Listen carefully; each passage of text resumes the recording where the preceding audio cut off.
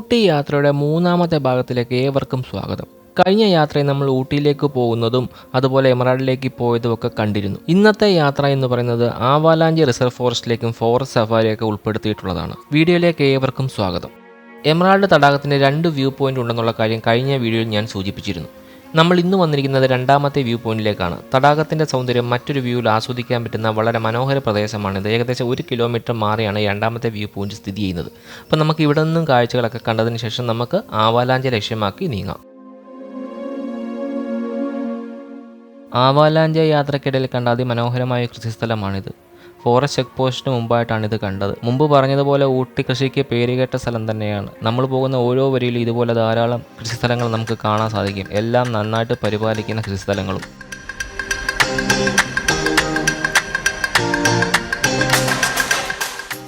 അങ്ങനെ കുറച്ചു നേരത്തെ യാത്രയ്ക്ക് ശേഷം ആവാലാഞ്ചി ചെക്ക് പോസ്റ്റിലെത്തി. വണ്ടി നമ്പറും ഫോൺ നമ്പറും തുടങ്ങിയ ഡീറ്റെയിൽസ് ഒക്കെ കൊടുത്ത് പാസ് എടുത്ത് വേണം മുന്നോട്ട് പോകുവാൻ.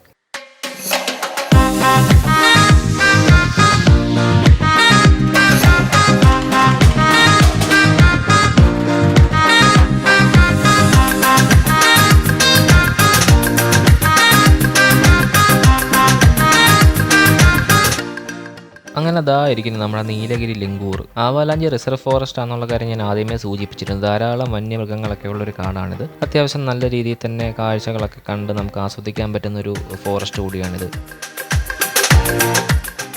അങ്ങനെ നീലഗിരി ലിങ്കൂറിനെയൊക്കെ കണ്ട് ഞങ്ങൾ ആവാലാഞ്ചിയിലെത്തി. ഇവിടെ നമുക്ക് കാണാനുള്ളത് നീലഗിരി കുന്നുകൾക്കിടയിൽ സ്ഥിതി ചെയ്യുന്ന മനോഹരമായ ആവാലാഞ്ചി തടാകവും അതുപോലെ തന്നെ പൈൻ മരങ്ങളും പിന്നെ ജീപ്പ് സഫാരിക്കുള്ള ടിക്കറ്റും ഒക്കെ എടുക്കുന്നത് ഇവിടെ നിന്നുമാണ്.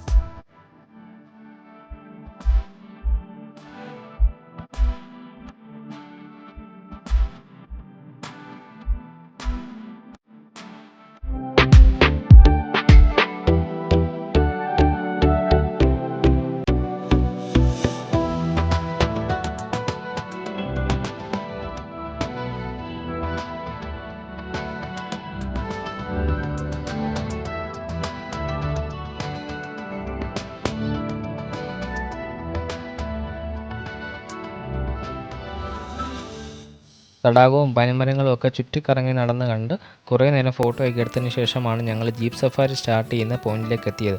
അവിടെ നിന്ന് 2 ടിക്കറ്റ് എടുത്തു. ഒരു ടിക്കറ്റിന് 250 രൂപയാണ് പറയുന്നത്. 2 ടിക്കറ്റ് എടുത്ത് ഏകദേശം 1 മണിക്കൂറോളം ഞങ്ങൾ വെയിറ്റ് ചെയ്തു ജീപ്പ് വരുവാൻ വേണ്ടിയിട്ട്. അതിനുശേഷം ജീപ്പ് സഫാരി സ്റ്റാർട്ട് ചെയ്ത് ആവലാഞ്ച് റിസർവ് ഫോറസ്റ്റിനുള്ളിലേക്ക് നീങ്ങി.